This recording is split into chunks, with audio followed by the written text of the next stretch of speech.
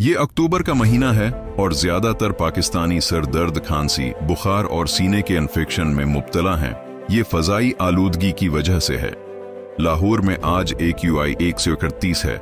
आमतौर पर उसे 50 से कम होना चाहिए। आज PM 2.5 पार्टिकल की कदर 90 है, जबकि उसकी नॉर्मल कदर 5 से कम होनी चाहिए। तो यानी कि सर ये जो PM 2.5 है और ये AQI है, इसकी शरह जितनी ज्यादा होगी हमारी हवा उतनी ज्यादा आलूद होगी। बिल्कुल ऐसे ही है। मास्क का इस्तेमाल बहुत ज़रूरी है।